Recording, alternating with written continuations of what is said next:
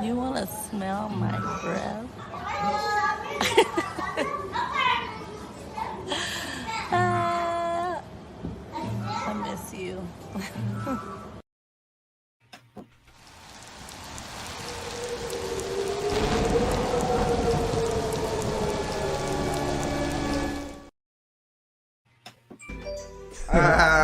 Yeah, man. That's hot shit right there, man. So what we gonna do? We gonna dub. News networks are not even getting clicks like that. So this shows like there's an opportunity for this, what we're doing here on this show.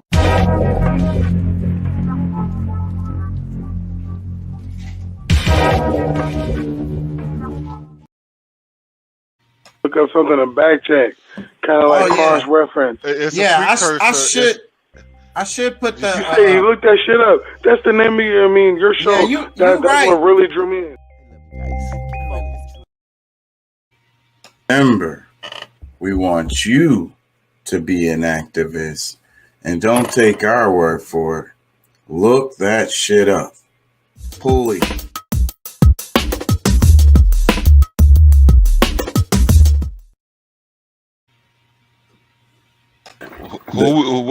Who and what are we gonna complain about tonight?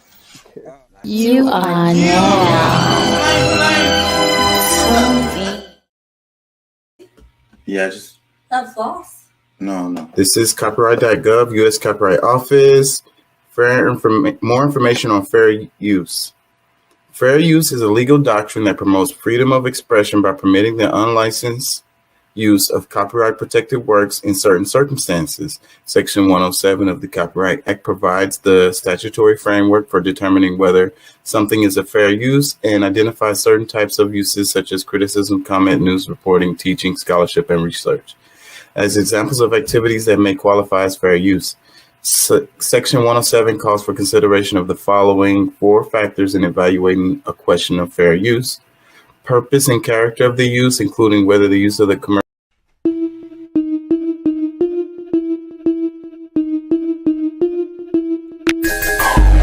This chick remind me my drink. Yo, this bitch is drunk on my drink. Yo, this trick is smoking my dank. I want her to stop, but I can't. I'm leaning to the side, man. I'm leaning to the side, man. Yo, everybody vibing, the lights flashing, ain't nobody hiding. We full of passion. I see this chick smiling with her action. She said she from an island. I'm just passing. I said stop lying. We started laughing. Girl, what you drinking? I'm on that captain. Now we on pink panties with a napkin. I got a blunt dipped in brandy that we passing. Now we leaning to the side in the bass bang. She's feeling on my thigh, my chain swinging, feeling alright now. The game changing, right on time now. We both swaying, do that new style now. Bojangles, I wanna see your tatas. Those jangles, what about your now guys? I need angles, call me your papa. Grab your ankles, move like chaka chaka. When it's anal, I got to get ya. And it's painful, split you like a swisher. With a label, you know we can make it without being naked. We can make them think we fake it, shake it, make me take it. Yo, this chick remind me my drink. Yo, this bitch is drunk on my drink. This trick is smoking my dank. I want her to stop, but I can't. I'm leaning to the side, man. Leaning to the side, man. Leaning to the side, man. Leaning to the side, man. If you got a cup, put that shit up. Lean it to the side. Lean it to the side. If you got a fat cat and your drawers and bra match, lean it to the side. Lean it to the side. If you just got off of work and your fucking feet hurt, lean it to the side. Lean it to the side. If you shine fly and everybody know your ass high, lean it to the side. Lean it to the side. If it's getting hot and you drink Henny on the rocks, lean it to the side. Lean it to the side. If you a hot girl and you can stop and make it pop, lean it to the side. Lean it to the side. Yo, this chick remind me my drink. Yo, this bitch is drunk on my drink. Yo, this trick is smoking my dank. I want her to stop, but I can't. I'm leaning to the side, man. Leaning to the side, man. Leaning to the side, man. Leaning to the side, man.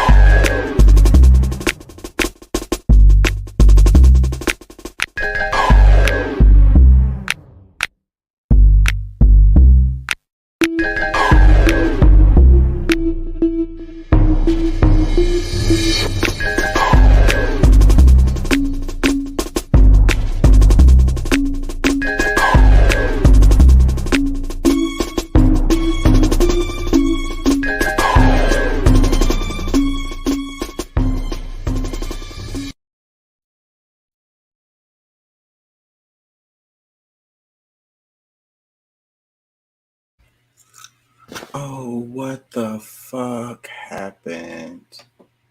Oh. Hey, how y'all doing out there? How y'all feel? Remember, we want you to be an activist, and don't take our word for it. Look that shit up, please. Yeah, click the link to join.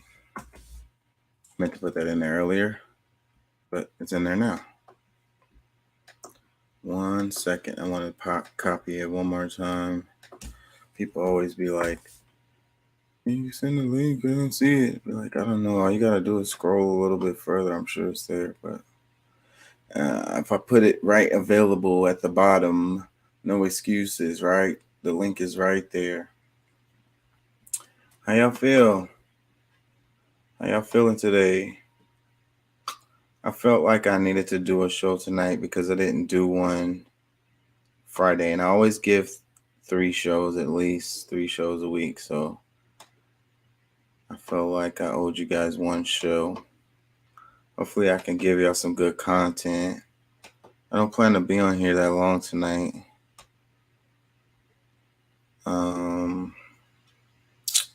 And Pat said he was tired, so he's not going to be able to join. We'll probably have Deuce. And if I stay on long enough, Doc will probably jump in here. I want to start off slow like I normally do so that I don't get ahead of myself. So I'm going to scroll a bit.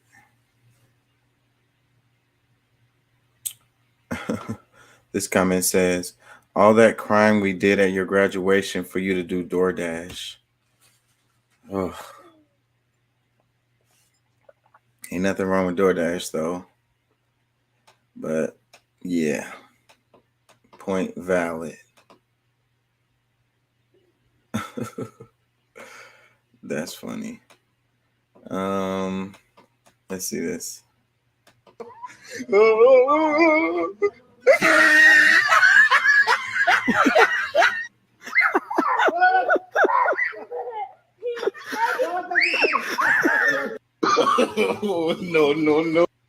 He got his hand stuck in the tiger cage. Good thing the tiger wasn't paying no attention. I wish people wouldn't put animals in cages. I hate the zoo. I hate animals in cages. It's like a fucking prison. You know, I think about humans in prison. I think about the invisible prison that a lot of us live in.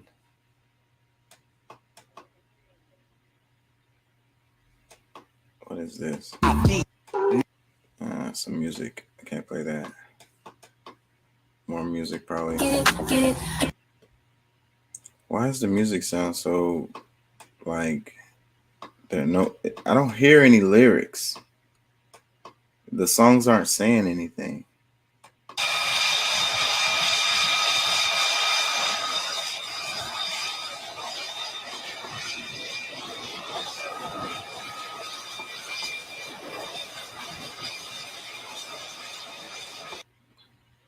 That's definitely some footage from like a movie or something. That's Dr. Next. I'd like. Is that Shakira? So you think he's gonna take it? Look like Shakira still looks good. I wonder how old is she? She's up there. She been out since I was going through puberty. That was a long time ago. Oh, Monique built to wrestle. You seen how she built? Monique built to wrestle. Monique head looked like my chest. I cannot. she look like she wrestled gators. Right. That's a hippo head. Oh. Monique got a motherfucking rhino head, dog. Hey, y'all get off of Monique. She funny. Females and some men have nowadays. Why struggle with a man? Why would I be doing bad with a man when I can do bad all by myself, or I can do better by myself? you don't have teamwork skills. You don't work well with others. Bitch, you don't know how to communicate. Ho, you don't know how to operate in a household where everything don't just go your way. That is why you do better by yourself.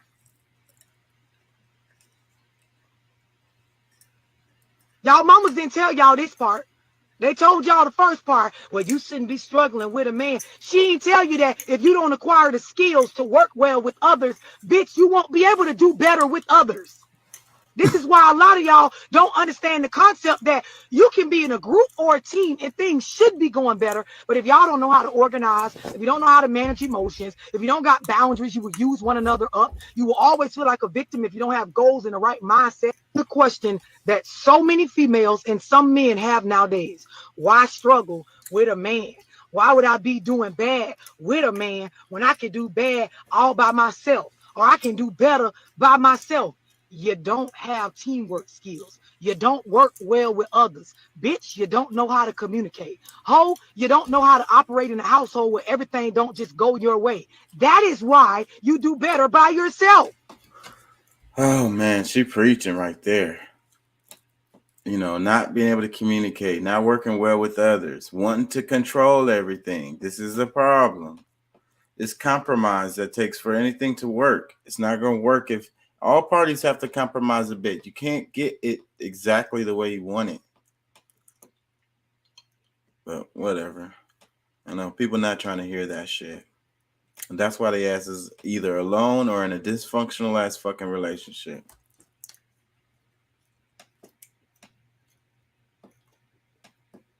Communicating honestly, you know, working well with others. You know, giving away consolidations, you know, being able to switch roles, you know, being flexible, you know. Who says the man has to be the one that's making all the money and paying all the bills? You know, who says any of that stuff? Like, whatever your household, however it works for you, for y'all in your household, and that's the way your household works. And every household is not going to work the same way. Everybody don't have the same skills. And you work together as a team and you fill in each other's weaknesses.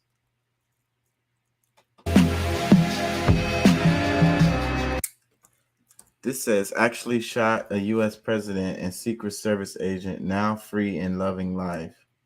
Sentenced to life for prison for $30 of marijuana. I think he's beside the point on that. But it's funny that they mentioned Reagan, because I think that's what I want to talk about a bit tonight. I don't know. I might save that shit for next week because it's pretty heavy stuff. I will not be jealous. No, I will not be jealous. What is it? Look at me. Look at I'm me. looking. Do I not deserve? Am I not cute enough? Do I not deserve some love? No, it's just something about this, my cat. The cat is cute. But am I not cute too? I'm not cute. You know, when I move my ears, like, is that not cute anymore? When I shake my ears, like, Rub look, my I'm head. shaking my ears. Yeah. What's this? Your summer coat is flourishing. My favorite PET. You're so nice. What's PET? Such a stupid dog. What's PET? What does PET mean? What's PET? Can I tell? Sure. PET stands for pet. Useless canine. Jesus. Look at PET stands for pet. Everybody making these mindless ass TikToks.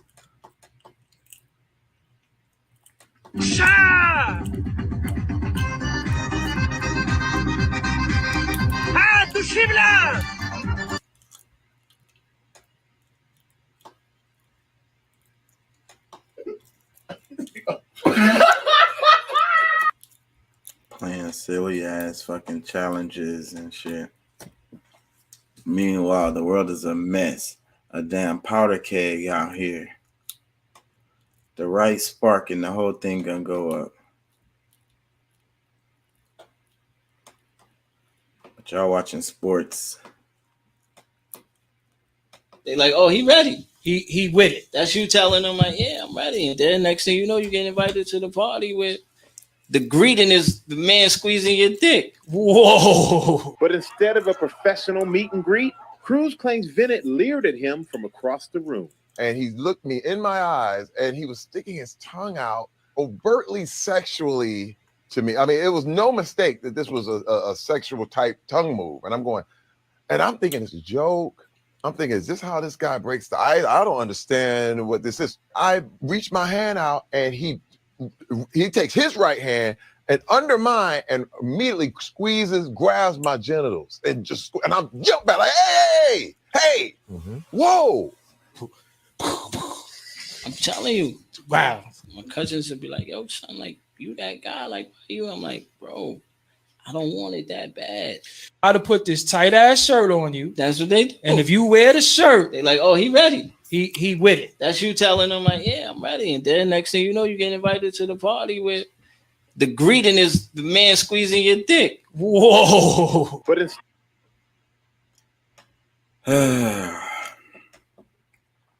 I didn't make it that far in music to be able to find out if that's true or not, but I have heard some things like that before. So I think it's true. A super bad feeling about the U.S. economy is hanging up 10%. You say to Elon Musk about his feeling about the economy. Jamie Dimon has said similar things. Well, let me tell you, while Elon Musk is talking about that, Ford is increasing their investment overwhelmingly. I think Ford is increasing the investment in building new electric vehicles, 6,000 new employees, union employees, I might add, in the Midwest. He pulled out his notes. Former Chrysler Corporation, Stellantis, they are also making similar investments in electric vehicles. Intel is adding 20,000 new jobs for making computer chips.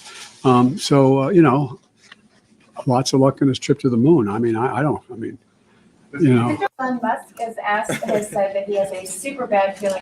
He's like, wait. Let me check my notes on this one. I know what I'm supposed to say, but I'm gonna check my notes because I don't want to mess this one up. And as I see that they're opening my son's door, I go run for my son and I get him. With both of her kids out safe, Gomez still can't shake the thought of those who didn't make it. While you were inside the school, did you see officers There was inside not one the school? officer inside the school when I In ran the to my areas- second son's class. There was not one officer. And you were hearing gunshots, so you knew You that could hear the it was an gunshots. active It shooter. was still active. The gunshots were still active. They were not in there. There was no one in there. If anything, when I pulled up, my car was closer to the school than where the snipers and everybody that was laying on the ground were. When you heard that it took law enforcement 75 minutes before they went in and stopped the shooter, what was your thinking, having been inside the school yourself? I don't know. I was just thinking that they could have saved many more lives. And they started escorting me out. And as I see that they're opening my son's door, I go run for my son and I get him. With both of her kids out safe, Gomez still can't shake the thought of those who didn't make it. While you were inside the school, did you see officers There was not inside one the school? officer inside the school when I In ran the to my areas- second son.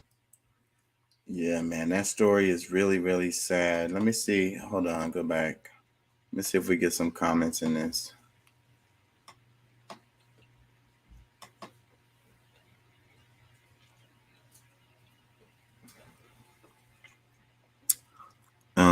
Chaka, this is Chaka Bar's post on Instagram.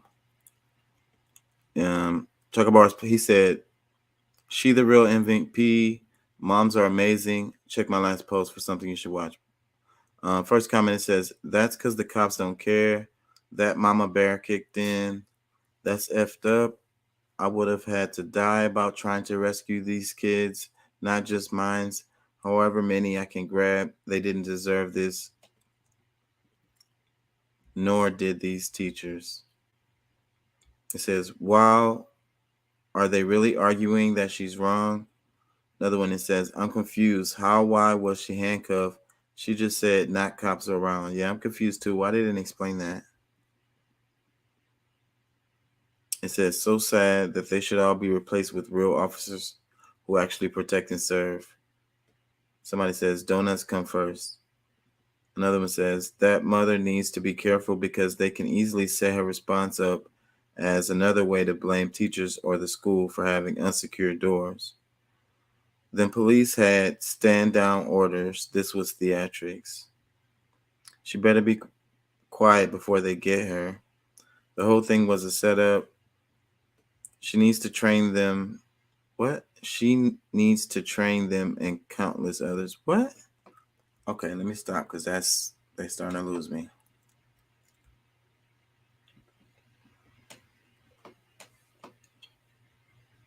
Las Vegas, this is what you do. You book a door gunner experience at Gunship Helicopters. You get to hop in a helicopter and shoot targets in the mountains with a machine gun. Yes, a machine gun. You also got access to all type of guns where you can shoot targets on the ground too. You can even try out a flamethrower. Overall, this experience was amazing. Follow me for more adventures. What up, y'all? If you're looking for a unique I ain't gonna lie, they look kind of fun. I think I'm gonna start getting into it in a second.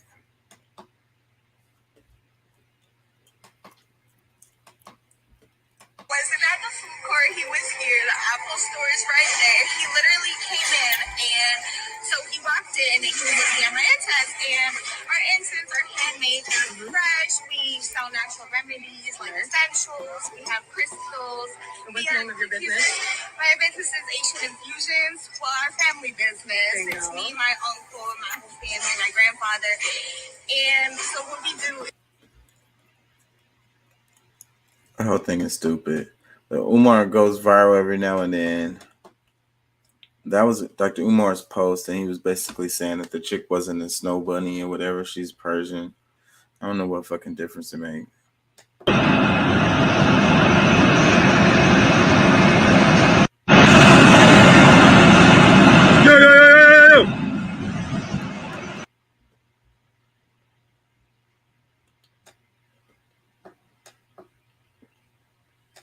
What's your favorite book? Cat's Cradle? Oh, okay. What's in that book? Oh, humanity. Yeah, I don't read no shit like that. What's your name? Who have I been talking to this whole time? Yes, you. Damn. Yeah. Huh? Oh, okay. I find it challenging to talk to white people sometimes.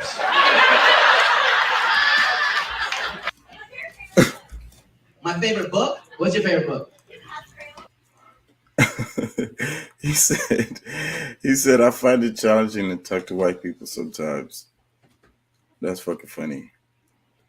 Okay, let me see.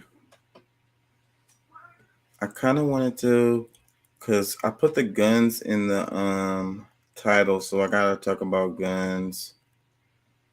Hold on. Oh yeah, Australia.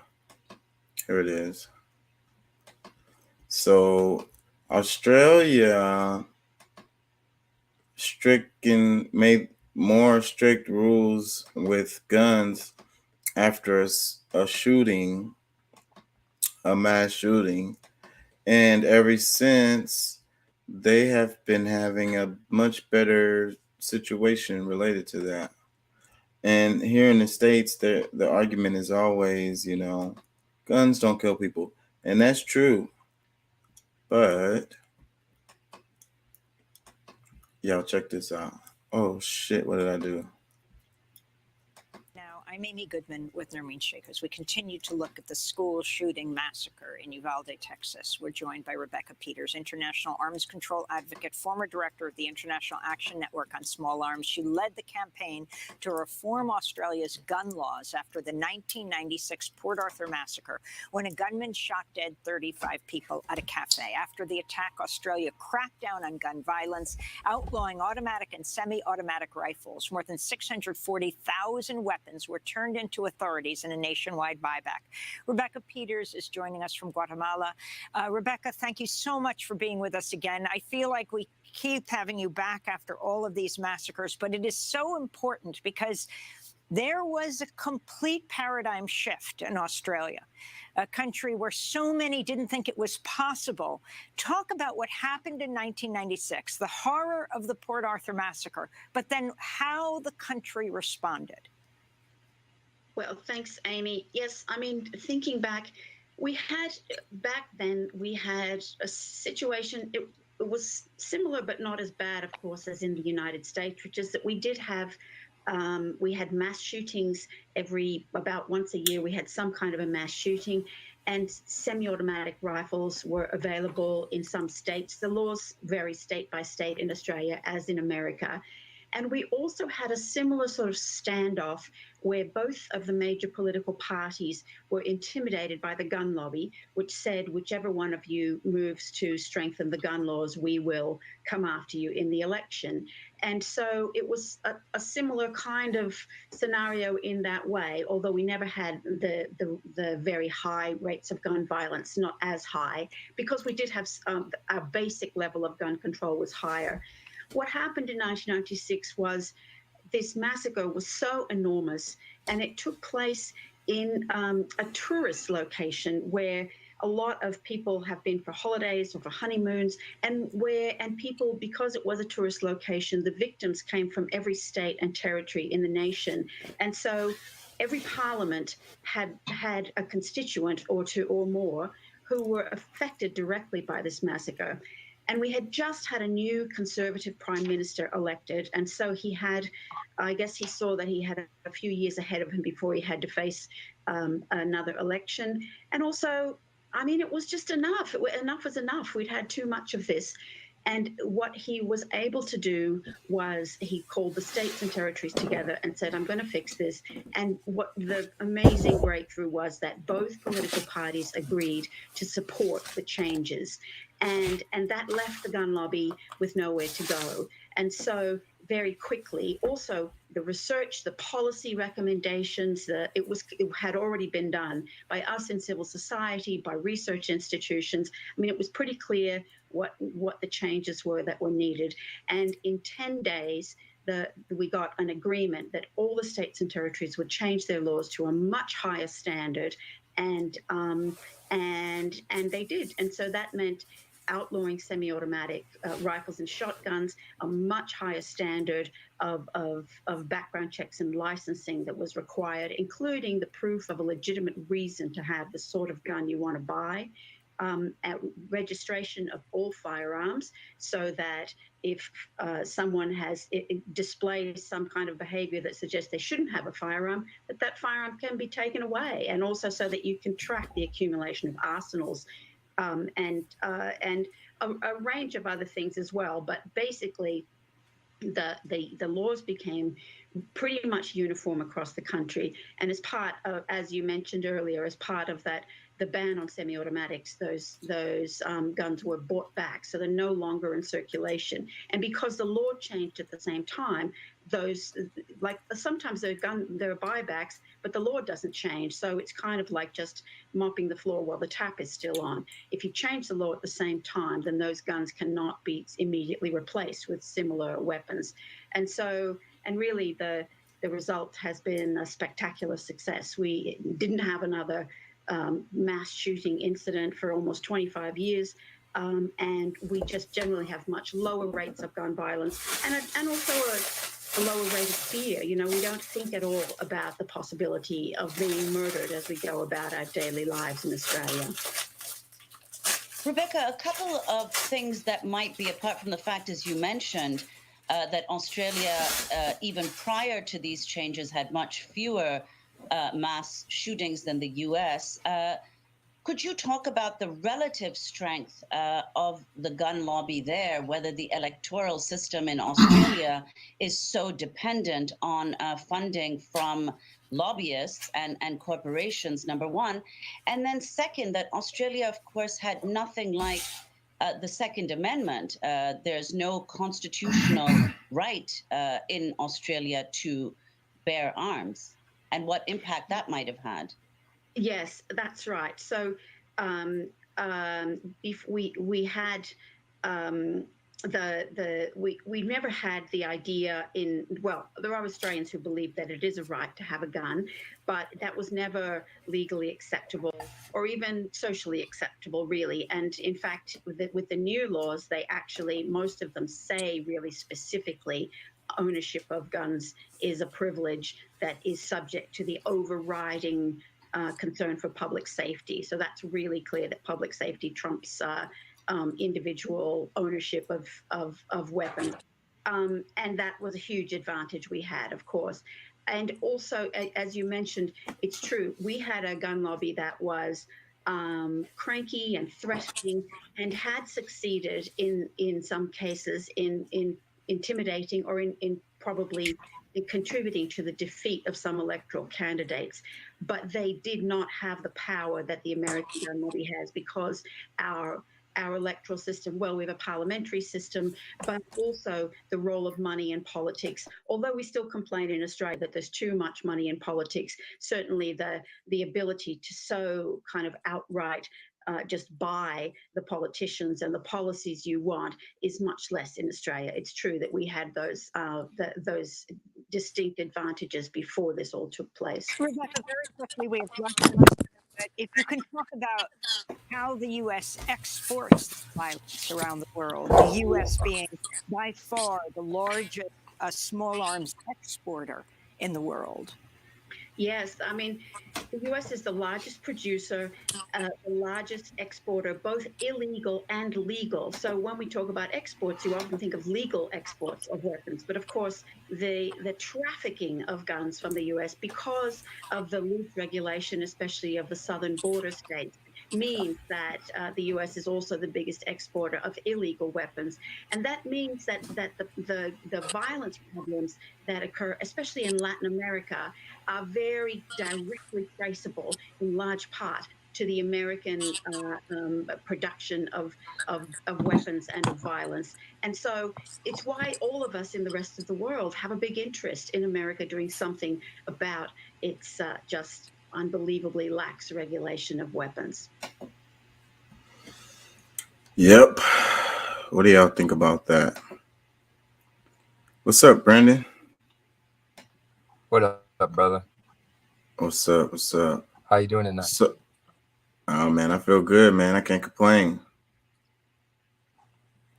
Hell yeah. So this video I just played, it was This Is Democracy Now! The title of it is Enough is Enough: How Australia Reformed Its Gun Laws and Ended Mass Shooting After 1996 Massacre. So let me read the caption underneath the video. It says, after the 1996 Port Arthur mass shooting, Australia passed a sweeping new gun control measures that largely ended mass shootings in the country. We speak with Rebecca Peters, an international arms control advocate who led the campaign to reform Australia's gun laws after the massacre. She recalls how in just 10 days, the Prime Minister brokered a deal with local officials to pass higher standards around gun safety that would prevent any mass shooting for the next 20 years. We don't think at all about the possibility of being murdered as we go about our daily lives in Australia, says Peters. And so the thing is about being in America, it's like, okay, America, freedom, guns, my cold bare hands. But the lady from Australia said she don't have to worry about, walking around the grocery store and possibly getting gunned the fuck down. I already got a solution. I already have a solution, bro. What's that? First of all, okay, so you're going to have this, it'll be like a facility or an estate, a facility or whatever. If you own any gun, other than just like the most simple handgun, just most simple handgun, and you have limits to where you can carry that. You go to this facility, you keep those guns there, and you can use them there throughout the facility. They'll have like game to hunt, or you know what I mean? They'll have activities to do with the gun, but the gun doesn't leave that facility. If you want a fucking gun, You know what I mean? If shit all hell broke loose and you know it was like everybody for themselves, you could go get your gun. But I mean, Yeah, I don't think a lot of people would be happy about that because their a lot reason of people for happy having about these shootings. No one's no, they're happy not. about these shootings. Nobody's happy about that either. But the people get their guns because they say they want to protect themselves, right? So like, you know, they protect their homes, or maybe they're in their car, or maybe they carry it on their person, and if they feel threatened, At they that have a weapon. point, bro, those are guns that they run that Oh, you're breaking up. You froze. I'm gonna read some comments. It says, Did you I hear live. me? Wait. Yeah, you're back. Go ahead. What you were saying? Bro, a lot of these people that actually need it, if they're in like some kind of sketchy situation, like they don't get it from the store, bro. That, you know what I mean? They got the pin or the number fucking scrubbed off that shit.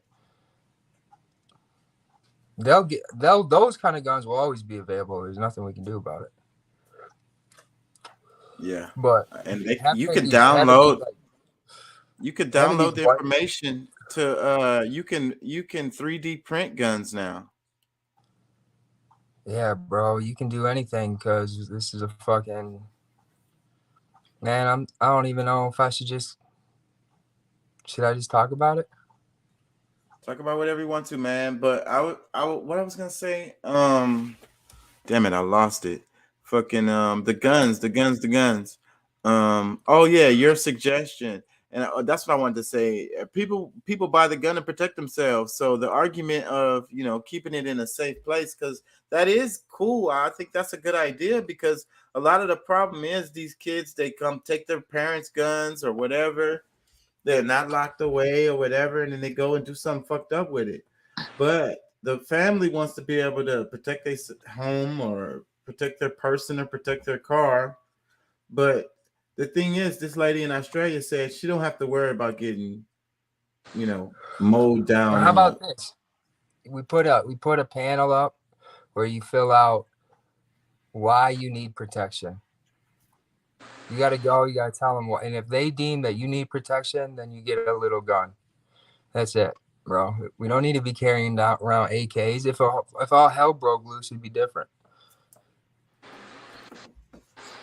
I agree. I don't think we all need AKs either, or all those different kinds of rifles that have those big long clips that can, you know, let off how many bullets a second. Like, I don't think anybody really needs that. Let me read some more comments underneath the video. It says, I live in Texas, one of the states with the most amount of guns in the U.S. I myself have never fired or even held a gun in my life, nor do I ever want to. But there is no way this will work in the U.S. A lot of people's lifestyles and identity revolves around gun culture. I would love to ban guns completely, but I am definitely in the minority on this issue.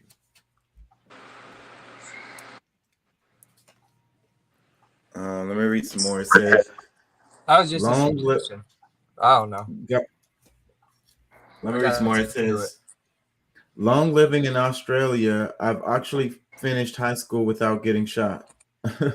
Wait. Let me say that again. Love living in Australia. I've actually finished high school without getting shot. Another comment, it says, I like that Rebecca brought up the money and politics issue also. No popular legislation will ever get passed in the U.S. as long as our politicians are bought off. Ending Citizens United decision should always be at the front of these conversations. And that's the reason why, man. That's the reason why. And, you know, somebody asked me in the other show about voting. It's like, well, then why even vote at all, you know? And I mean, that's a good freaking argument. I ain't gonna lie. But what I say back to that is, go ahead and vote so that you can become more, you know, aware of what's happening. You know what I'm saying? Don't just vote. Find out about the people who's running and what you know, what stuff they're trying to get done or whatever. And that'll just educate you more about what's happening in the world. So that's worth it. But what this lady was saying in this comment right here, well, Travis, I guess it's a man, saying that, you know, it's the money in the politics. There's no legislation that's going to get passed against guns because the gun lobby has a stranglehold on both parties. Let me read some more. It says, I know this is a serious video, but at 4:48, she says, we don't have to be worried about being murdered in Australia. Have you seen the animals that live in Australia? The people maybe not worry about being murdered by fellow humans, but every day they're worried about being murdered by a kangaroo, octopus, or super poisonous bug, etc. That's not really funny, but still kind of true. There is a controversy surrounding Martin's treatment in the judicial system and the offering of TV for his guilty plea. He was obviously a simple-minded man who may have been taken advantage of in pursuit of new gun laws that the Howard government agreed to. What are they talking about? Martin's treatment. I don't know what they're talking about with that comment. Let me read some more. It says, I'm an Australian who has a co-worker who has school-age grandchildren in the U.S. They're coming home this week. They've had enough.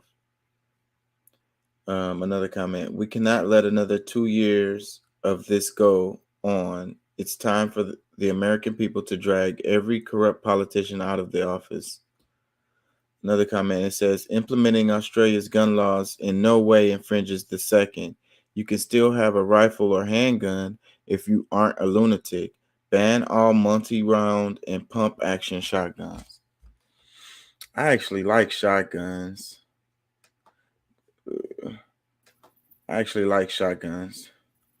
What's up, Doc? Yeah, talking about Guns and Butter is the name of the show, and I was just reading comments underneath the video that I just played of Democracy Now!, talking about how Australia tightened their gun laws, and they haven't had a mass shooting in 20 years. Yeah, what about Canada? Canada, Justin Trudeau's going after all the pistols now too. Yeah. How recent was that with the pistols? Like 2-3 days ago. Oh shit! I knew that had to be recent because I didn't remember hearing that. I haven't heard that yet. Yeah, I hadn't heard the one about Australia. Yeah. Well, I'm not gonna play that video again. I already played it, so for the audience, I'm gonna read some more comments. It says, I want a nationwide buyback. I've been on the fence on the matter for years. As long as other countries know we are packing, it's a nice deterrent. I'm a strong believer in knowing how to hunt well for food. Should times in a person's life is the economy a person can feed their families. Wild hogs are no joke. If you have a run-in with one of them in the woods, I'm a girl. If I have a run-in with a wild hog, a bear or panther, etc., I'm going to be scared out there in the woods. I don't know gun laws. Wait, hold on. Let me see. I don't know how to hunt, yet nonetheless, thoughts such as kept me on the fence. I'm over it. I want to buy back. I'll learn how to hunt with a bow, and I guess I better get good with it. I'm tired of crazy folks killing people. People just are not stable enough mentally as a whole anymore. That was a long-winded comment, but I think the thing about I don't think that she meant to make support her argument, but the argument about like wild boars are dangerous as fuck if you ever been around, and they're big and they're strong and they'll fuck you up. So bow. I've spear hunted them before. They're freaking scary, dude. They're fucking scary. They got big ass teeth. Like, this ain't nothing to play with. They'll bite your freaking hand off or some shit. And then, like, if you get bit by them, it's so fucking gross, you might fucking get a bad infection and die. They're pretty fucking dangerous. A wild boar is a good reason to have a gun. I'm gonna just say that. I don't like guns to kill people, but if it's a wild boar up on me, I would love to have a gun. They run really fast. They're super strong. I think people they don't know stuff, bro. They think these little piglets, the little piggly wigglies or some shit they seen in the movie or something.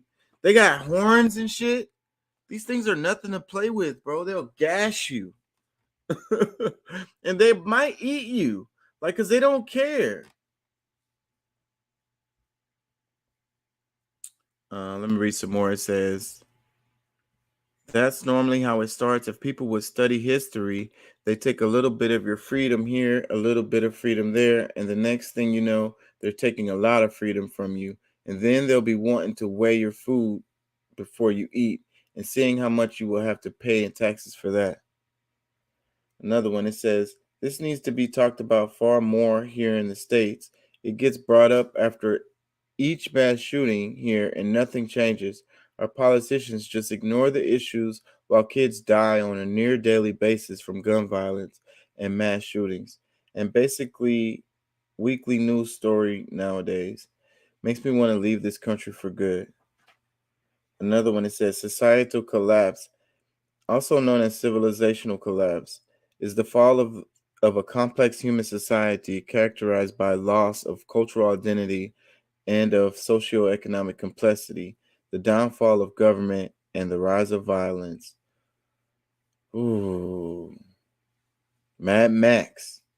Let me read another one. It says, Joe Rogan's bias against Australia is striking out like a sore thumb. Sticking out. Why am I reading so weird?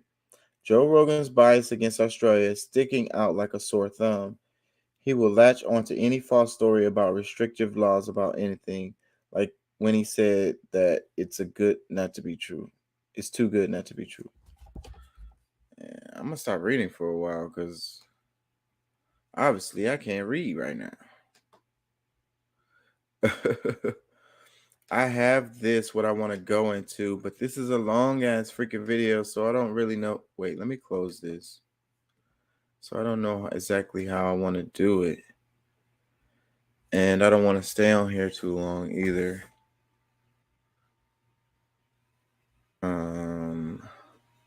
But oh wait, go back. What was that? The infiltration of what you never expect. Oh man, I wasn't expecting to play this, and I haven't seen this, so. Oh wait, is it on or what? What is this? Oh, this is an audio one.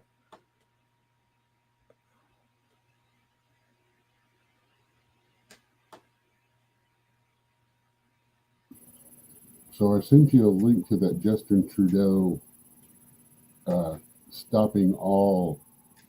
Basically, he just net zeroed handguns. You can't buy them, you can't sell them, you can't bring them in. No more handguns in Canada. Okay, I'm gonna go to. It's through Facebook.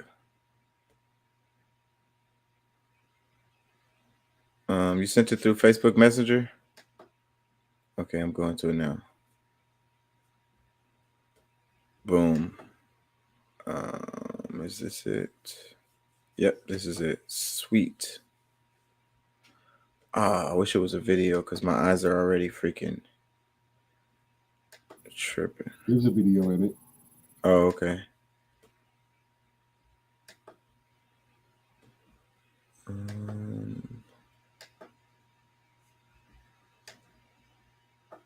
Okay. Let me see. Where's it? No thanks. I don't want nothing from y'all. Where's the video? Is it right here? It's not popping up. It's just a picture. Oh, wait. Something is popping up.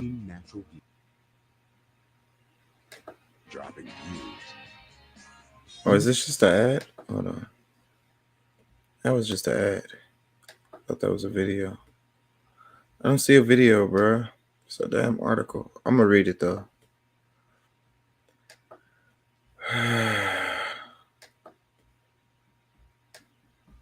Unless it's at the bottom. I don't see a video. Okay, it says, who is this? NDTV. I don't know what that is. India TV. headline: Canada, Justin Trudeau announces freeze on handgun ownership. We're introducing legislation to implement a national freeze on handgun ownership, Justin Trudeau told a news conference, joined by dozens of families and friends of victims of gun violence. So did it go through? It says introducing the legislation. Let me read some more. Ottawa Prime Minister Justin Trudeau announced Monday a proposed freeze on handgun ownership in Canada that would effectively ban their importation and sale following recent mass shootings in the United States. The bill must still be passed by Parliament, with the ruling Liberals holding only a minority of seats. We're introducing legislation to implement a national freeze on handgun ownership, Trudeau told a news conference, joined by dozens of families and friends of victims of gun violence. What this means is that it will no longer be possible to buy, sell, transfer, or import handguns anywhere in Canada, he said. In other words, we're capping the market for handguns. I remember hearing that clip. But you know what I think? I think this is just politics, because they said it needs to pass Parliament and the Liberals are holding minority of seats. So, I don't know Canada's politics enough to really be able to say, but I know how it goes here in the States. He's actually in the party major. That's how he was able to screw over all the truck drivers and everything. Yeah, but will he be able to get this legislation to pass? Well, one thing that Canada has noticed is all of a sudden there's a record sales in handguns. So see, that's what I mean. So They're look, trying to all get one before they can't be sold anymore. exactly, that makes sense. So, but look, the people who manufacture guns are not dumb. They know all this stuff, and these politicians like Trudeau, they get paid by these freaking corporations. And even if this, like I said, he may not even have no intention of getting this passed. It's just a political ploy after a traumatic event, and it's an opportunity to cash in. I bet you they selling more and more guns of everything, even the ones that was used in those mass shootings here in the States. I bet you people are buying more and more of those guns too, because they're also worried about them coming in. Yeah, here, AR-15s have gone through the roof since that last bad one right before the pandemic. And it just makes sense because here's what I think is funny. All of the shootings have been going on all year long, and only now are we hearing about it day by day by day as it becomes a push to elections issue. And they have to find anything to silence the abortion fight. Yep. I was watching Democracy Now! Said that they were like, it's been this number of shootings and this number even since the last one, and like they're just covering, I don't know. They pick and choose which ones they cover and make us care about it or whatever. And meanwhile, in Chicago, two street gangs shooting at each other, shoot up across a park and hurt or wound 3 kids and 11 others. And we don't hear a word about it. And they don't call it a mass shooting. I might play this. The kids weren't the target, but I'm sorry, kids were still killed. I mean, what? That's the funny thing. And the thing is, that's handguns because they can't aim for shit with them. Yeah. And they don't call it a mass shooting. They politicize things and they give it names like, I might play this video, but they were talking about how CNN was saying that they used the breaking news banner way too much. And that's just like the mass shooting banner. It's like, it's really about clicks. Mass shooting.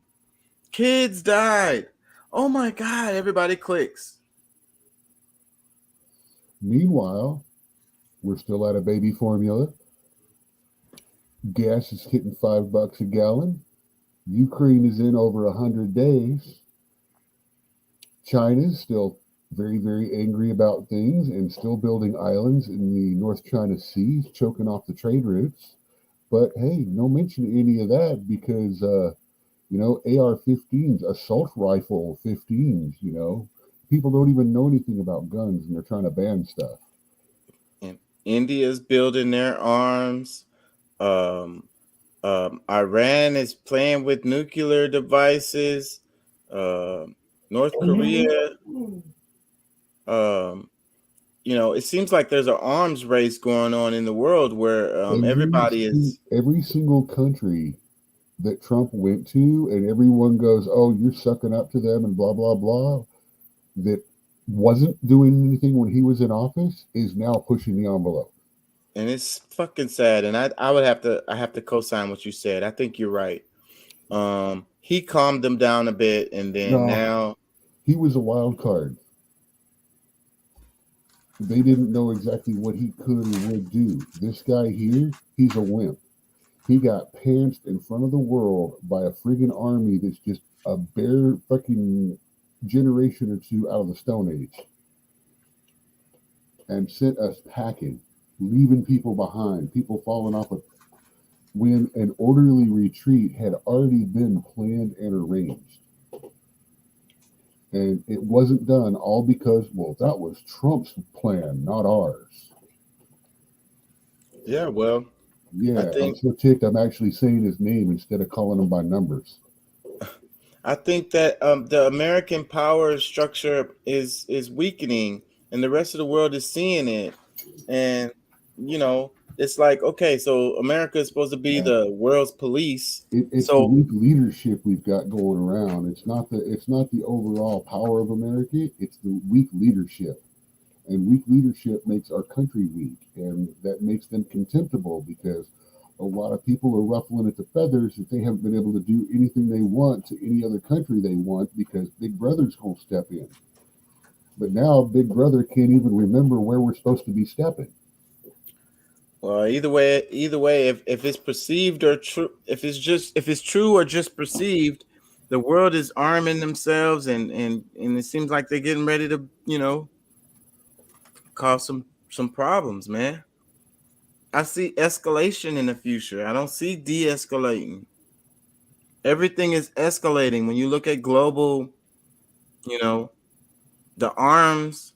Dude, we don't even have to look globally. Look what they're doing in our own country.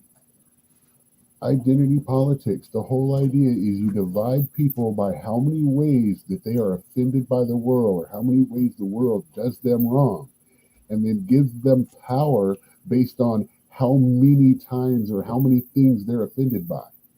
The most offended people, the most oppressed of all of the people, not offended, are the ones that have the most power and the most voice. Basically meaning if you're straight, there's half your power right there. I mean, you got nothing to say anymore. Yeah. Let me read some more of this article. It says, what this means is there will no longer be possible to buy, sell, transfer, or import handguns anywhere in Canada. In other words, we're capping the market. Days after Canada's worst mass shooting left 23 dead in rural Nova Scotia in April 2020, the government banned 1,500 types of military-grade or assault-style rifles, firearms. But Trudeau acknowledged Monday that gun violence continues to rise. The government statistical agency reported last week that firearm-related violent crimes account for less than 3% of all violent crimes in Canada. But since 2009, the per capita rate of guns being pointed at somebody has nearly tripled, while the rate at which a gun was fired with an intent to kill or wound is up fivefold. See, I don't like that at all. Who wrote this? India. Okay. Here's the thing. We'll grant them the numbers. They're saying the reports are up 5 times, so we'll give them the numbers. But here's what I don't understand. All they're doing is reacting to the gun violence. They're not reacting to the fact that we just locked everyone inside for 2 years, split them apart ideologically, turned them on people, sometimes in their own household, in their own families. And the left has this, you can't have anything to do with a conservative or you're one of them. They literally will shun you if you're friends with a conservative. Meanwhile, we're the right. We don't shun you. We just make jokes. I mean, we've done that. We locked them away. We dissolved their ability to handle things socially. We pushed everybody to the raggedy fucking edge. I agree with you. And we don't have help for anybody. And people that are crying out help, we're going, yes, but you're going to have to wait 3 months to get an appointment in person or blah, blah, blah, or have this or that. And in Canada, it's just as bad because, oh, well, they've got free health care. Yeah, free health care, but they'll tell you right there, if you need certain things done or if you need anything done with a speedy nature, you best go get it on your own because standardized testing in some cases can take up to months, 2 or 3 months before they have an opening. It's a flooded market. And that's another reason why crime is going up. I mean, like after the stress of COVID and, a lot of people Crime lost is a lot. going up because everybody is given an excuse to commit crime now. Now there's less punishments, there's less consequences. Oh, well, all I got to say is BLM and I can go get me a free TV. All I got to do is say, well, I don't like the way that police officer treated that man. I'm going to go get me a free TV. I think it's under $800. They're not even going to arrest me. Here, $799 in my bag. Flip the finger as you walk out the door. I have to ask you, how do you know that number, Doc? I do my research, man. Let me read a little bit more of this article. See, that's what I'm saying. I mean, yeah, for the general person, that's not a big deal. But we haven't grown up around the normal people. We've grown up around the dark side. We've grown up around the criminal element. You and me both know there's people out there counting 788, 789. Yeah. Okay, that's it. Let's go. Yeah. It's like, don't worry about it. It's not a felony. Let me read some more. It says almost. Now, the cops can't even chase you. Yeah. I don't think they should chase people for property anyways. Like property, I mean, and these people got insurance. No, there's no real victim. It's a victimless crime. Let me read some more. It says almost 2/3 of gun crimes in urban areas involved handguns. Police often point to smuggling from the United States, which is reeling from recent shootings at a school in Texas and at a supermarket in New York State as the main source of handguns.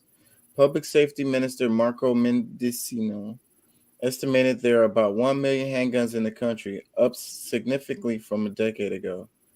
Trudeau commented, people should be free to go to the supermarket, their school, to their place of worship without fear. People should be free to go to the park or to the birthday party without worrying about what might happen from a stray bullet. It says gun violence is a complex problem, he said, but at the end of the day, the math is really quite simple. Fewer guns in our communities, the safer everyone will be. See, yeah, because the fewer guns there are in community, the higher percentage of them are going to be in the hands of the criminals. And when there ain't nobody to fight back, you just got to give them what they want anyway. So you're safer because you have to comply. And when the warlords are running the show. Look at Detroit. One of the highest amounts of gun violence and death this year, flat out. One of the harshest, New York, right up there with it. Both of them, what do they have in common? The harshest gun control laws in the country. Regular citizens it's so difficult or illegal for them to carry guns. The only ones carrying guns are the bad guys that don't have regard for human life. The same ones that will sell one to anyone with enough money, no matter whether they're a bit off or not. They don't have to worry about red flag laws.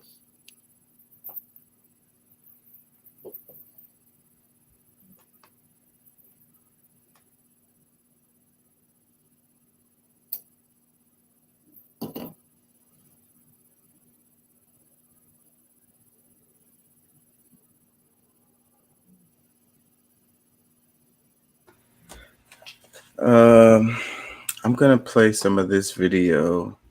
I don't know how much of it I'm gonna play. Oh, let's do the old man's advice video. Yes. This is not what I was thinking about either. So boom, but this is perfect because it's a short video.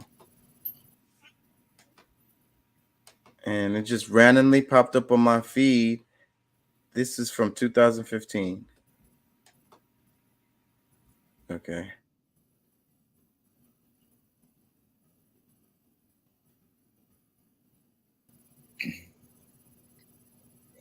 I made a video not too long ago called An Old Man's Advice. Wow. Looking at me, it looks like I need to trim my beard a little bit. But I received several requests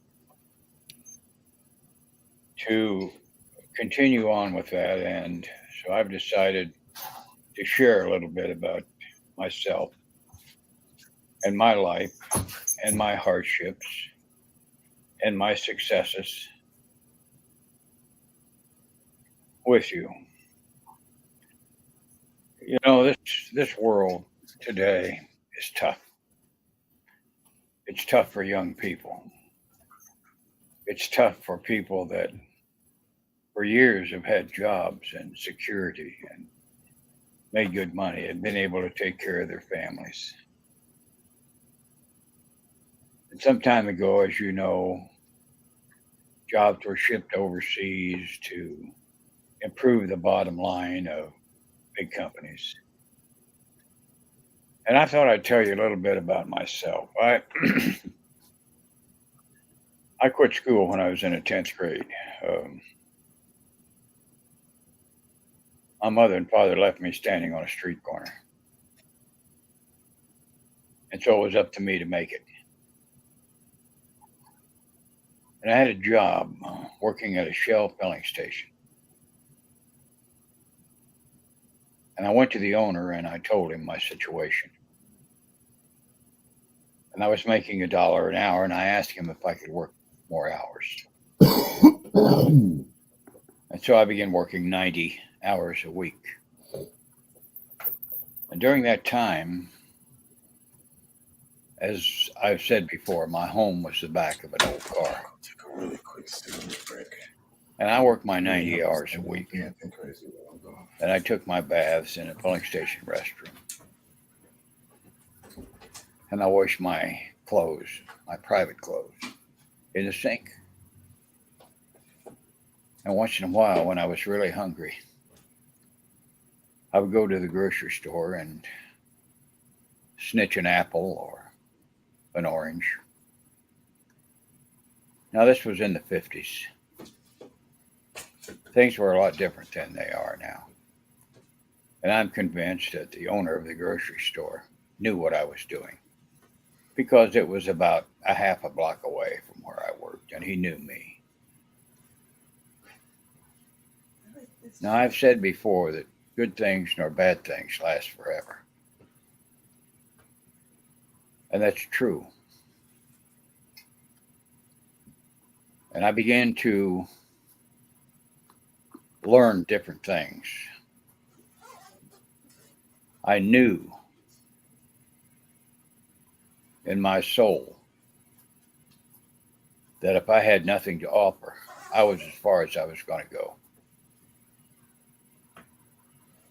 Now, unemployment at that time was very high. On the other hand, in the 50s, you could go into a corporation and ask for a job and get it. And after I'd worked 90 hours a week for a long time, I went into the service. I was 17. In the service, I taught myself to read and write. The first book I picked up was a book written by Louis L'Amour and had 196 pages in it. I'll never forget it. It was a cowboy story, a Western. And there were words in there that I didn't know, I didn't understand. I had no idea what they were. So I got a dictionary from the service library. And as I would read, if there was a word that I didn't understand, I would look it up. And I will tell you now, it took me almost 3 weeks to read 196 pages. But I read. And I continued to read. And in several months, I was reading 2 and 3 books at a time. And I knew where I was in every single one of them. So that's what you can do. A person's mind is incredible. Your mind is as incredible. As a young person, regardless of what's happening in the world today, you have opportunity. And don't you believe for one single minute what they say in the media. Because if you aren't getting ahead and you need to get ahead, position yourself to learn. Go to the library and learn. You are the backbone of this world. Young people, without you, this world is nothing. Nothing. It's not gonna show you. You are the backbone. You look like you want to get in the bed. Get in the bed. Of this world. You are the ones that see the greed. I don't want you to be uncomfortable. Of the people that are running it now. You're the ones that see the waste of the people that are running it now. We need you. We need your minds. We need your hearts. We need your lives. We need your love. We need you to care. And I know that you do care. Oh, I see young people stepping on the flag and throwing rocks, and rioting. That's frustration. Oh, frustration. It's frustration with the establishment, and I understand it. But that's not you. Don't let that be you. Rise above it. You're better than that. Rise above it. Anyway, I got kind of off track there. But anyway, as I went on and I got out of the service, I had begun to write. And educate myself. I got a little bit of college. And I've continued on through my life with that. And you can do the same thing. You don't have to have a doctorate or a PhD or a master's degree. What you have to have is determination. You have to have an inner will to get things done. You have to have a desire. And I know the desire is there. Because as I said before, without your brains, without your ambition, without your drive, this world will be nothing. Nothing, because old people like me die off. I have been successful. Not tremendously successful, but I have a decent retirement. I live with my lovely wife in Arizona. I've had financial problems. Everyone has those. But you can't stop. You can't quit. You can't say, I'm a failure. You're not a failure. You're not. You're a wonderful, strong, intelligent youngster. Take advantage of that. Trust in God. Trust in yourself. And step forward. Put one foot in front of another. Let me give you an example. I've had a couple of businesses. They weren't tremendously successful, but they were successful. I've written books. I have presently probably 13 or 14 books in publication. My latest is Copper Penny. It's in paperback on Amazon. Look it up. So you can do it. I did it. You can do it. I'm 76, and to my last breath, I will encourage young people because I love them. I will encourage young people because I know they are the future. You are the ones that must save the oceans. You are the ones that must save the air, because those that are in power, the bottom line, unfortunately for many, many of those in power all over the world, is wealth and power over others. So I'm going to close this now, but I just wanted you to know that people like me, old soldiers, old people, we understand. And as old as I am, I would pick up my cane and defend you to my last breath because I love you. So I'm going to stop now, but just remember, never quit, never quit.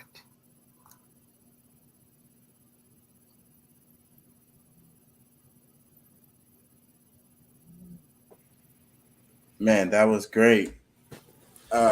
It was randomly showed up on my timeline. I just feel like it was inspirational as hell. Like, I felt like the guy was talking to me. Ain't gonna lie. It's like, you don't need a PhD. You don't have to, but you do need to, want to learn. And I kind of be saying that all the time too. And it's like the children are the future. In education, it's like, they have to know. We have to teach them. The world is shit. The world is going to be shit if the kids don't know shit. We got to teach them. I want to play a little bit of this last video, and then I'm going to wrap it. What'd you think of that, Doc? The video just played. Let me see. Is there some comments, interesting comments under this? Let me see. Oh, he passed away? Okay, this was May 7th, 2015. Bernard Albertson. I've seen that a few times. You've seen it before? I never saw it. It's been around since 2015. Yeah. I thought it was older than that. Yeah, well, I never saw it, and it popped up on my timeline. It's funny how the algorithm works, though. I'm sure there was a reason why this popped up. A couple comments. It says, "May this legend rest in peace. This man sees every corner of the spectrum on every spectrum. His legacy should never, ever go unrecognized." It says, "We're going to create the world that he used to dream. We are capable. He trusted us, and I do too. Humanity isn't lost. Thank you, sir." I want to give this man a really big hug. I feel lucky that this popped up on my recommendations. May he rest in peace. It says, "He was probably the most understanding parent ever. Whoever were his children or grandchildren sure had a great childhood because of him. My man is a true legend." It says, "I don't think he ever thought he touched 12 million people's lives. May he rest in peace." Donate plasma today at CSL Plasma. It says, "For those of us who got this recommended, we must continue his honor."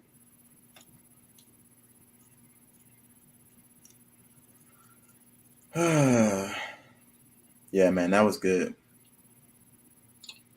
Random, but good. I wanted to go into this. I'm probably going to talk about this stuff next week because I ain't going to be able to do it justice tonight because I'm tired. But I want to touch on it.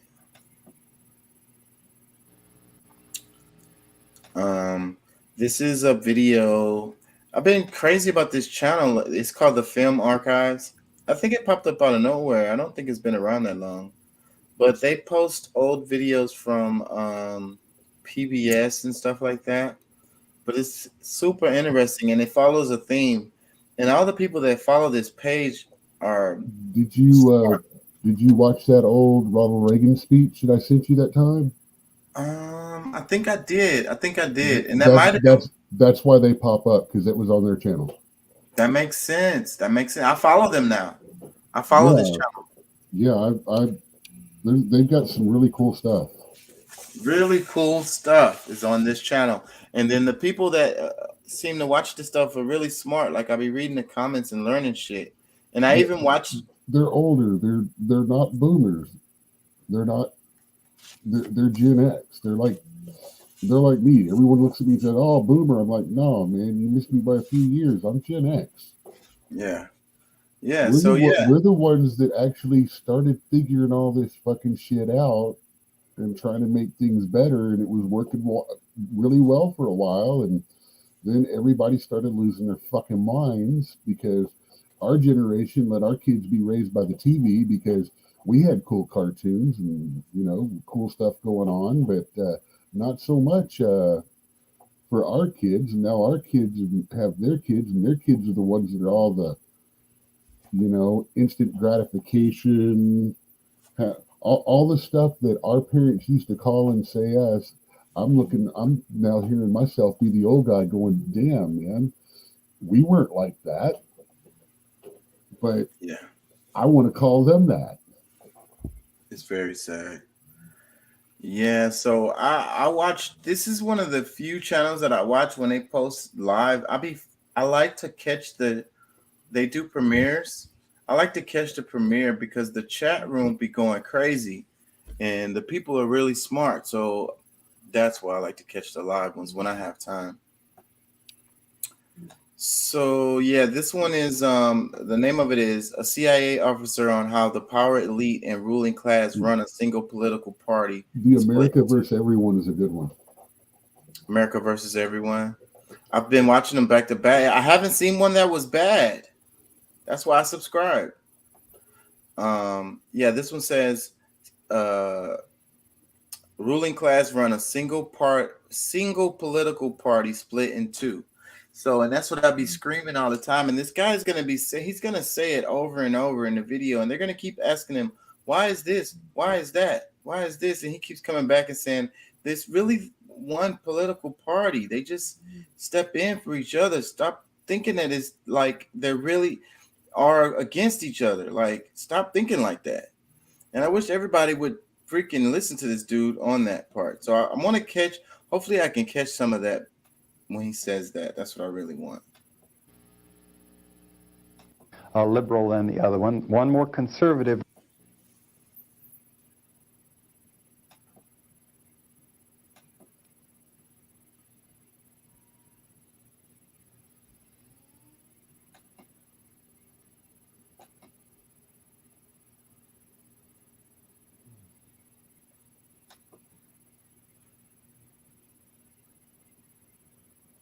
In the meantime, this establishment, this party that we have, the single party state, this fraternity that runs this country that has two chapters, a Republican and a Democrat, one a little bit more liberal than the other one more conservative representing the big business interests more directly. That's the Republicans. In terms of their interests, that's the A team. But they always have the B team that they can run out. A Jimmy Carter when Richard Nixon makes the nation too angry, or the nation gets too riled at the Vietnam War or something like that. This is where they produced Michael Dukakis. But then they realized they did not have to go with the B team. The people didn't care. They didn't have to give the nation a B team. So they went ahead and went with the A team, which was George Bush, i.e. they concluded eventually that they could Teflonize Bush despite all of this incredible activity and sell him to the nation, and they did. Former CIA official John Stockwell provides his analysis of the recent presidential elections.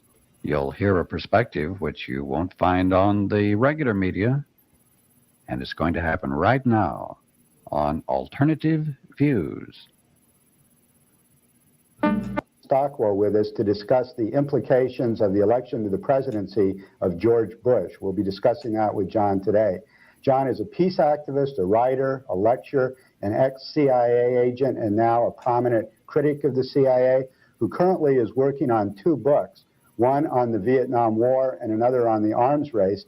He's also been commissioned by Oliver Stone to write a screenplay about Central America and has been very busy lecturing, traveling around the country, and doing research since we last saw him on Alternative Views. So welcome back, John. My pleasure. And it looks like our crew didn't show up, so I'm going to have to do be a camera operator for all three cameras as well as participate in this. Okay, well, jump in whenever you feel like it. Man of many talents. Right. This is like the old days. So, John, I think everyone is concerned about what the election of George Bush will mean for American foreign and domestic policy and what a Bush presidency would be like. We're currently in the period, the honeymoon period, where all the media are just celebrating him, being nice to him. All the politicians are snookering up to him. So let's give a critical perspective on the Bush presidency that we really haven't heard from our corrupt mainstream media.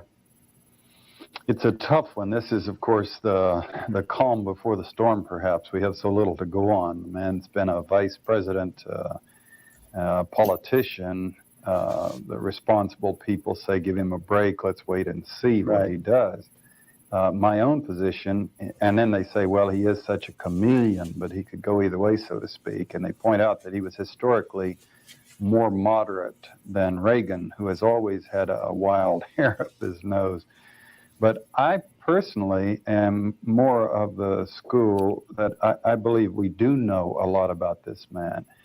In fact, we know some things about him that are much more significant and frightening than what we knew about Ronald Reagan. Ronald Reagan was, of course, a committed conservative who was known to have a slightly defective mind, who had some pretty that was the case, and proved it, and lived up to, and had some harsh policies when he was governor of California. But Bush, this CI directorship where he made these contacts, I worked for him. You know, I witnessed personally his supervising the CI's covering up of illegal activity at the end of the Angola operation in early 1976.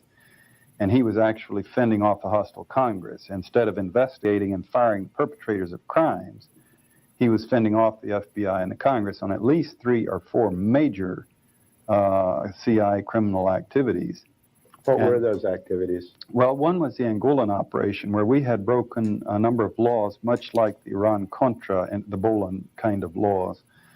And then we had conspired to cover up the breaking of the laws. And I mean, literally, we sat around the big oak tables and discussed the law. We went down to the library and read up on the law.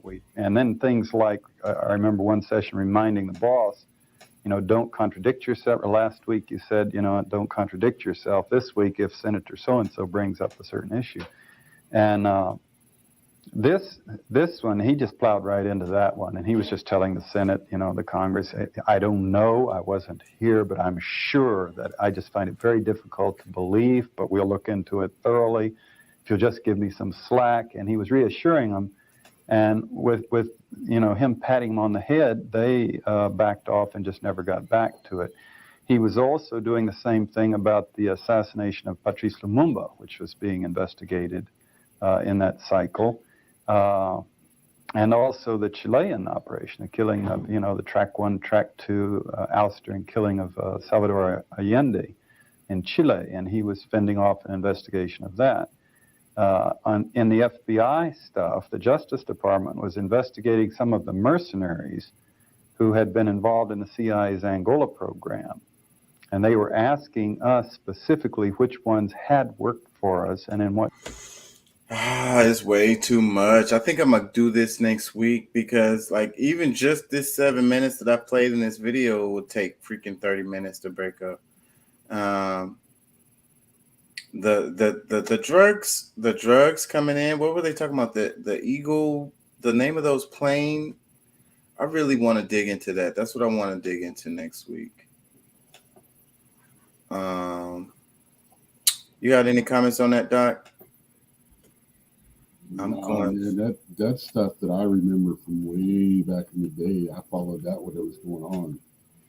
Yeah, not me. So that's when all the shit started coming out about Air America in Vietnam and stuff like that. We had CIA running drugs and stuff like that that's when they started catching him, was in Vietnam. Running heroin and drugs and stuff like that to finance black operations. And I've seen movies about it and people talking about it and stuff, but I was too young when that was happening to really be able to be aware of any of that stuff. And I don't know the real story. So that's why I want to dig into this. And that's probably what I'm going to do next week. But I really didn't, some of this stuff, like I say, I've heard before, but I didn't know so much about it. After I watched this video, it really educated me a lot, and it brought back thoughts, and it brought, you know, it's just let me know that I need to look at this stuff more, like the name of those planes, the connection. You know, he talked about what's his name, Jackson, the politician, the black guy. He ran for president. Jesse Jackson. And the way he was talking about it, like he really had a chance. Like he was like second. Like he polled really highly. I remember seeing Jesse Jackson as a minister. Yeah. Because back when I was younger, I used to go to those big ministry shows. Heck, when I was doing security, they would let us pick 3 shows that we wanted to go to. And for every one that nobody picked, you would get to pick another one. If you volunteered for one that nobody wanted to go to, I'd go to like Tammy Faye Baker and all those big mega churches that would come through her Coliseum in Louisiana. And because of that, I would get to work another like rock concert or something like that. So I saw a lot of those guys, right? You know, front center stage. That's cool, man. Yeah, so but the guy was saying that Jesse Jackson could have had a real chance, and it was like basically they shut him out. The world was not ready for a black president then. Yeah, Clinton had to be the first. I guess. Well, it shows how the political machine works. So that's why I really want to cover it, because a lot of the stuff they were saying, like the Bush Reagan stuff, now that I follow politics so heavily, it has a lot of parallels with recent elections that I've seen. Yeah. And if you'll go back to bipartisan bills and stuff like that, you'll find that we were actually doing really well right up until the Republican Party pulled that shit with the Monica Lewinsky scandal. And from then on, there is no real bipartisan work in Congress anymore. I mean, it went from hundreds of bills down to like a few. And that's why I say, you know, all this bullshit going on, the Republicans kind of started all this impeachment bullshit and with that whole Clinton thing, which, while yes, in a way, I agree, I understand he's commander in chief, but that doesn't put him in military law because he's commander in chief, yes, but he is the highest civilian authority, and that's what gives him command over the military, because command of the military is and was never supposed to be the government. It is the civilian. And as the highest civilian authority, the president is in charge of the military.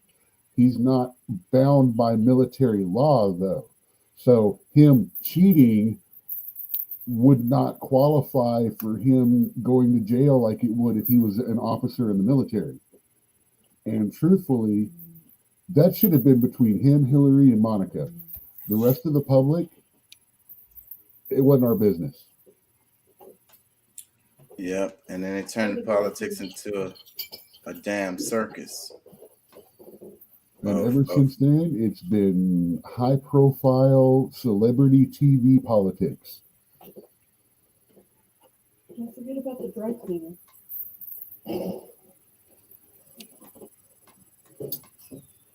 This is funny clip. Oh, you want to get fucked up? You want to get what is? Oh, you want to get fucked up? You want to get what is? That clip is funny to me. I sent you a funny video where Cracked goes over why the cops won't help you if you're getting stabbed. Yeah, I saw that. And I ain't gonna lie, I'm gonna play it. I don't know. Let me see if I can get away with playing it. Because I've seen this video before back in the days. It's pretty funny. Well, I figure with what's going on and some of the stuff that's been happening recently, it's kind of relevant why the cops won't help sometimes. Oh yeah, this is Cracked. Not saying I agree with it, but saying that I understand, because I watched a cop get sued for cracking somebody's rib by accident when he gave him CPR. If he hadn't given him CPR, he would not have lived. But he still lost $100,000 for cracking the rib. I mean, I don't know how to respond to that, and that's why the cops will stand there and wait for the emergency personnel. Because if they try to help you and you die or something like that, they will sue them and the police department. I'm like, if you got a chance to save my ass, save my ass. If you fail, at least you tried. I'd rather die because you failed than just die.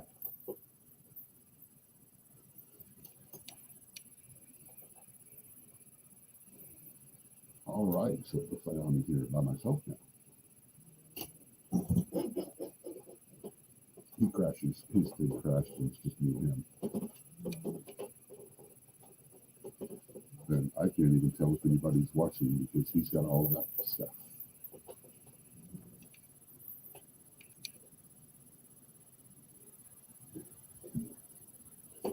Okay, I'm back. Fucking screen froze all the way up. I'm gonna play that video that you sent me, and then I'm gonna wrap it after that. I'm tired. Yeah, you can always use it for a funny spot when the subject comes up later too. I'm gonna play it. Hopefully, I don't get in trouble for it because this is cracked. It's a big page. They got like 9 million views for this damn video. So I try to stay away from the big channels, but let's see if I can get away with this. Well, I was trying to find if that Roger did a, if politicians were honest clip, because he is funny in those. I love if such and such was honest by that guy, and then he went away for a while, and then he started making some new videos now. So happy to see him. There was a small problem with an allegation of sexual misconduct. I don't know the whole story. Sexual harassment, I think it was. I don't know any details, but he was gone for a while, and then they brought him back about 6 months to a year ago, and he's already popped up a few ones. One of them is what if NFTs were honest? Yeah, I watched all the new ones already. I love that stuff. Okay. And it was so sad when he was gone. The channel was making those how to make a movie for $5 videos, which is okay, but they nearly not without him. That dude really make that. Anyways, it's really great. I like the series they did on what if these movies, how horrible would these movies be if they were gender swapped? Yeah, because that makes you think heavy. I've seen a bunch of those too. Oh, that was very, very on point on some of them. Yeah, like because they explained how stupid it would be if you flip the gender, it would just be dumb. And then that shows how our gender like how horrible would it be if in Titanic if the guy let the girl drown and freeze to death? Yeah, everybody would hate him. And not only that, Leonardo DiCaprio he wouldn't get cast in another movie. Much to mention the filmmaker wouldn't have made any more films after that. And that was back then. That's not even cancel culture today. Yeah, they would have burned crosses on his lawn if he would have did that shit. Okay, let me see if I can get away with playing this. Never been on the internet. I mean, you're here right now. You probably wound up in the comments section of at least one article about a mass shooting, some other kind of killing spree, and seen dozens of assholes make comments like, "Dude, if I was oh shit, my bad. There, I would have totally stopped that guy. I totally know kung fu, and I just knock the weapon out of his hand and then break his neck with a spin kick, and then my mom would finally love me." My name is Joe Lazito, and one day in 2011, my morning commute was interrupted by the tail end of a 28-hour-long stabbing spree. The reason that spree ended is because I stopped it, and I learned.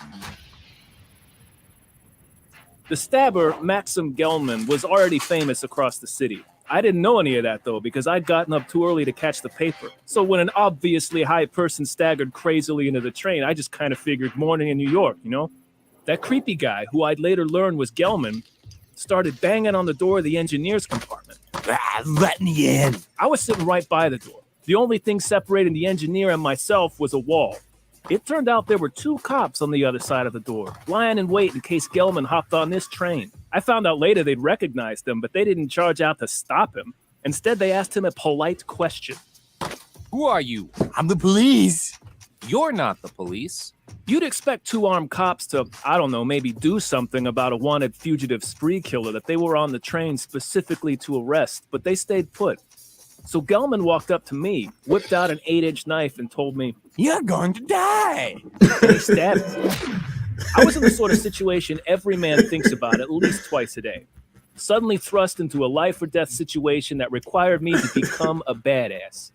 Unfortunately, I had no badass training, but I had watched a lot of MMA, and when he brought back his arm to stab me again, I decided to dive in for a single leg takedown. It should have looked like this. But in reality, I shot in too high and wound up tackling him by the waist, rather than getting him in the leg. So he stabbed me repeatedly in the skull. The good news for you armchair badasses is that you can have no idea what you're doing, but still succeed on dumb luck and balls. I outweighed Gelman by a lot, so he went down despite the power of a knife on his side. So we're both on the ground, I'm on top, and he's still got his stabbing machine in hand. I tried to grab his right hand, which held the knife, with my left, but I missed, and he sliced me good in the thumb. I tried to catch him a second time and failed, so he slashed me again in my left tricep. Damn. My third grab was a chom, though. I caught his hand and slammed it into the ground. He dropped the knife. Once I had him pinned and was, dying of blood loss, the cops decided it was safe enough to arrest Gelman. Next thing I remember is a cop tapping me on the shoulder. "You can get up now, we got him." I thought that was being charitable, but at the time I didn't exactly feel argumentative. There was no pain yet, just this warm feeling from the blood gushing out of me. It was like standing in the shower with warm water spraying the top of your head and flowing down the back of your neck. And again, when you'd expect the police to jump to my aid, they didn't. None of them even touched me. The only guy to render aid was another passenger, Alfred Douglas, aka Napkin Man, because he staunched my bleeding injuries with napkins. I think Napkin Man probably saved my life, but at this point I'd been stabbed roughly all the times a person can be stabbed while remaining conscious. And so I passed out. When I eventually came to in the hospital, it was kind of frustrating to realize that none of the early coverage mentioned me or Napkin Man.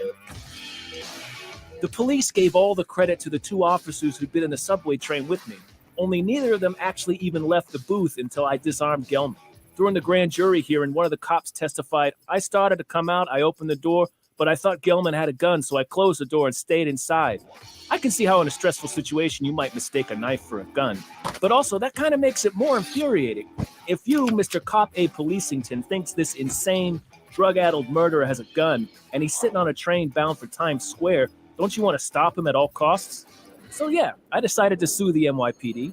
The first case I brought got dropped, so I acted as my own lawyer for the second case, and finally made it to a judge. The judge said, "Mr. Lozito's version of the story sounds highly credible, and his version of events rings true." but I still lost the case. Here's how that was justified in its original legalese. No direct promises of protection were made to Mr. Lozito, nor were there direct actions taken to protect Mr. Lozito prior to the attack. Therefore, a special duty did not exist. It turns out there was a major piece of legal precedent in my way. In 2005, the Supreme Court ruled on Castle Rock v. Gonzalez. In that case, a woman sued the Castle Rock PD after they failed to respond when she complained that her estranged husband had violated a protective order and abducted their kids. He eventually murdered them. The Supreme Court ruled in the police department's favor. It turns out it's literally not their job to protect people. So to the internet badasses who are about to comment on this video and claim they totally nailed the takedown, you should make a note of a few things. First, my insurance had me in and out of the hospital in 2 days. And the hospital didn't give me any AIDS or hepatitis tests after I'd been stabbed with a knife that had stabbed other people. Apparently that's not medically necessary. Second, if you ever get the chance to confront a dangerous armed madman, don't trust in the police having your back. Don't expect to get the credit. And hope like hell there's another napkin man waiting in the wings to help you. Man, that dude's crazy. Totally could have died. And he wasn't even trying to be a hero. He just got picked, you know? He got picked by crazy and he had to survive. But yeah, see, that's one of those situations that I don't agree with the cops not helping. Especially knowing who he was and all of that. I mean, Well, we don't have a preventative system. We well, have no, a punitive okay. system. The problem is actually all the fucking lawsuits people bring. You know, for all the times that they helped and failed. Now it's more dangerous for them to help because if something goes wrong, they become liable. You know? I mean, like I said, it's like, okay, you see somebody choking in a restaurant. You run over, you go pop, pop, hit them with a Heimlich a couple of times, bam, they cough it out, you go back to your seat, things come up, find out, you get them a little too hard, they cracked a rib or something like that, they can now sue you. And in the case of the police, not only can they sue the officer, they can sue his immediate supervisor and the entire force. Yeah. So that 20,000 they just would sue me for just became 20 million. And then they wonder where all the cops' budget money goes when people are suing them right and left. Sometimes, though, reasonably so suing them. I mean, I'm not disqualifying them, but as a country, we are so litigious. We go for it's like lottery. We're waiting for someone to hit us or to hurt us so we can sue them and make that big of money while the lawyers get a third of it. Yeah, it's really stupid. It's really a stupid way of thinking. But the thing is, though, what you're saying is right. I mean, the damn judges, if the suit is ridiculous, then the judge should, be like, hey, the dude was trying to save your life or whatever. Maybe, we let him pay a little bit on the medical bills, or maybe we'll let the city or the state cover some of it. Some kind of. Here it comes to the case I was in and what they got me with. Heimlich, first aid certification and stuff like that only lasts like 2 or 3 years, 8, I think, in some cases. And then you have to take a refresher course to still be certified. Right. Since I wasn't certified and I had only taken a course once, in high school, then I probably didn't know what I was doing. Therefore, it was negligent for me to do that. And by my negligence, I broke her rib. Mm. But if I had done nothing, she would have choked to death. Yeah. Yeah. It's just a crazy world, It ain't no justice. And like I say, I swear, it's a punitive system. It's not we don't have a preventative system. And then what happens the next time that guy is in a position where he's got to choose to help somebody or not? He's going to choose not to protect himself. Yeah. And the world gets more and more like it is today.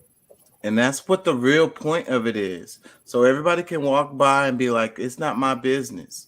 Mind your own business and you okay. So then if somebody is doing something really bad to somebody or take advantage of them or whatever, it's not your business. You got to keep on moving because otherwise you're going to get caught up in it yourself. And let's just keep your head down. We're in a film this world. And you and I grew up in a, here, take my phone and film this. And then we go do something. Yeah. I mean, it's a step further away from humanity. It's a step further away from people being with and around people. Instead of using an emergency or a plight to increase your contact with humans to help another human, you use it to step back and observe it through a lens in your life instead of and set it up so everyone else can observe it as a film in their life. But see, then you're not even looking at what's going on anymore. You're still looking at it as you film it through the lens. It's all filtered with that electronic crap. And what I say is, like, you know, this is all set up because, like you say, with the suits, and then it's causing people to just keep their head down or take advantage of situations. Systems manage people. You know, people manage systems. You know, they put these systems in place. They know how people are gonna react to them, and it's just a way to, you know, get people to behave at their lowest possible selves and keep everybody separated and fighting against each other, and, you know, dystopia. You know, the standard rape defense. You get the subject to not say anything by getting them up there and questioning them and making them go through horrid details. Yeah. Describing your actions, your thoughts, your whole sex life previous to that being open.